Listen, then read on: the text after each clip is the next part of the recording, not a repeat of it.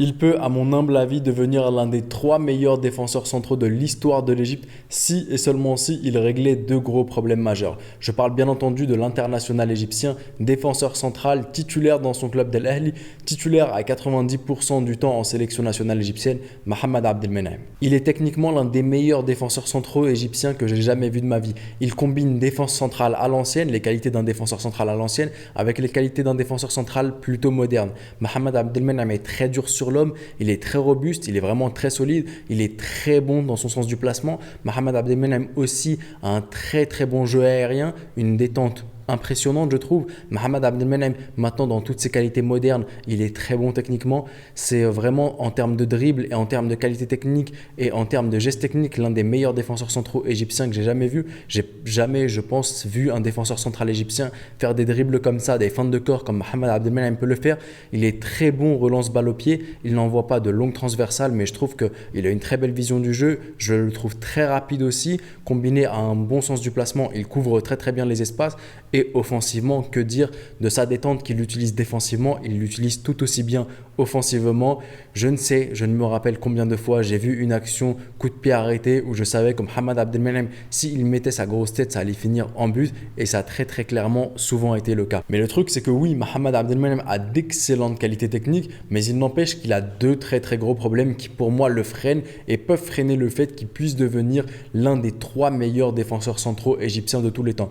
Mohamed Abdelmenem a aujourd'hui, à l'heure où je m'enregistre, 24 ans. Il a encore presque 12 ans de carrière. Il a une certaine longévité devant lui et il peut encore s'améliorer et progresser. Et pourquoi pas, j'en suis convaincu, devenir même le meilleur défenseur central égyptien de tous les temps. Je pèse mes mots en disant ça et je crois vraiment en Mohamed Abdelmenem, en sa longévité. Il se blesse plutôt pas trop et en ses qualités et en le fait qu'il puisse s'améliorer si et seulement si il veut s'améliorer lui-même. Parce que je pense que ces deux problèmes-là, ils dépendent principalement de lui. Le premier problème que j'ai souligné chez Mohamed Abdelmenem, c'est sa gestion de ses émotions et notamment en club. Je trouve que Mohamed Abdelmenem avec son club d'Al Ahly est parfois beaucoup trop impulsif.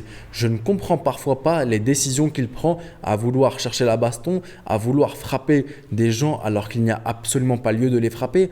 Énormément de contestations avec les arbitres et pour rien pour le coup parce que des fois tu peux contester avec l'arbitre, ça servira à quelque chose, ça peut faire perdre du temps, ça peut mettre sous pression l'arbitre, mais des fois je ne vois absolument pas l'intérêt de ce que fait Mohamed Abdelmenem.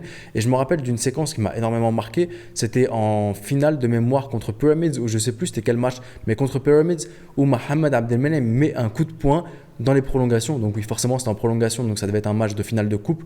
Mohamed Abdelmenem met clairement un coup de poing à Fakhreddine Ben Youssef, l'attaquant de Pyramids. Je ne voyais absolument pas l'intérêt de ce coup de poing.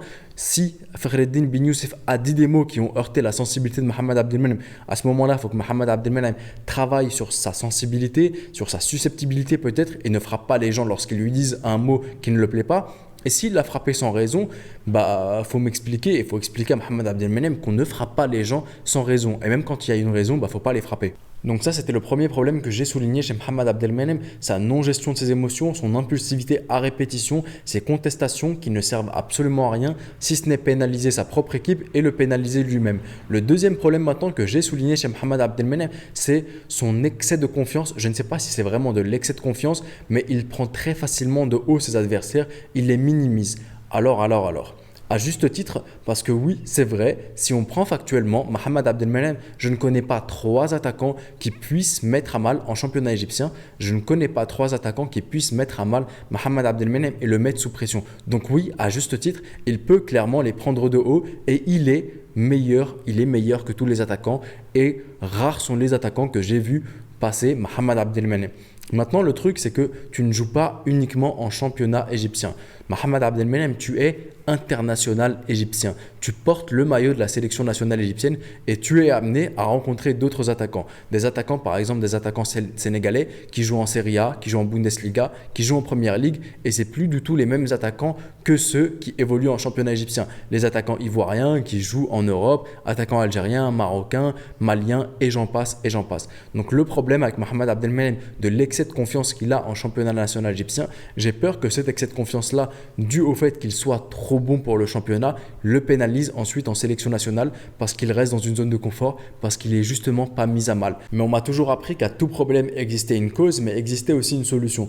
Pour le premier problème, je pense que consulter un professionnel qui puisse lui permettre de canaliser ses émotions et de lui apprendre à se gérer, ce serait déjà un bon début. Je ne sais pas s'il le fait, mais ce serait quelque chose. S'il ne le fait pas, ce serait quelque chose d'intéressant. Et le temps fera aussi qu'il prendra en maturité et qu'il sera de moins en moins impulsif. Pour le deuxième problème maintenant, le fait de rester dans une zone de confort où tu es le meilleur, où tu ne crains personne, bah c'est simple. C'est de sortir de cette zone de confort et c'est là où j'aimerais et où je sortirai bientôt une vidéo qui s'intitulera Les joueurs égyptiens qui doivent absolument aller en Europe ou quitter le championnat égyptien.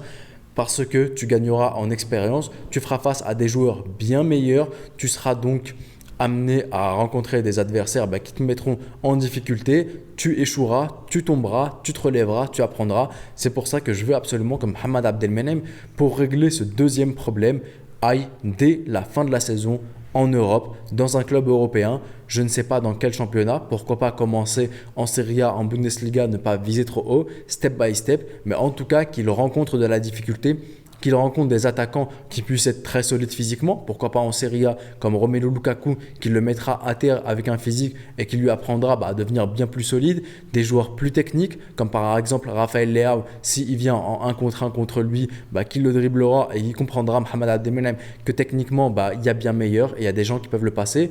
Donc ça c'est juste des exemples que j'ai donnés en Serie A, deux exemples par exemple de solidité et de technicité qui peuvent mettre à mal Mohamed Abdelmenem et c'est pour ça vraiment que pour régler ce problème, la meilleure des solutions, c'est justement de sortir de sa zone de confort, d'aller en Europe et de rencontrer des adversaires qui le feront échouer, qui le feront se mettre à genoux, à terre. Mais pourquoi être à genoux? Pour mieux se relever ensuite et devenir encore meilleur. Et le jour où il portera le maillot de la sélection et qu'il fera face à de meilleurs attaquants sénégalais, algériens, marocains, ghanéens, ivoiriens, camerounais, etc., Mohamed Abdelmenem sera pour moi à la hauteur de ces adversaires-là. Ça ne veut pas dire que Mohamed Abdelmenem n'a pas été à la hauteur jusque-là lorsqu'il a rencontré ses adversaires. Lors de la Coupe d'Afrique des Nations, je l'ai vu pocket pas mal d'adversaires, pas mal d'attaquants adverses, mais le monde ne tourne pas autour de nous.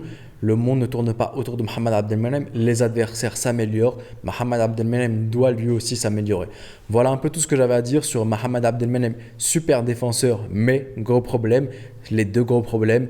Se canaliser, c'est la solution. Ce problème de nervosité et d'impulsivité et ce problème qui se voit trop beau face aux attaquants égyptiens du championnat national égyptien. Donc la solution à ce problème-là, c'est de partir à l'étranger, en Europe, pour rencontrer de l'adversité et devenir encore meilleur. Dites-moi vous ce que vous en pensez dans l'espace commentaire de Mohamed Abdelmenem, des problèmes qu'il doit régler. Peut-être qu'il y en a plus que je n'ai pas souligné. Je me ferai un plaisir de tous vous lire. C'était le petit pharaon. Prenez soin de vous et de vos proches et je vous dis... Arrivederci.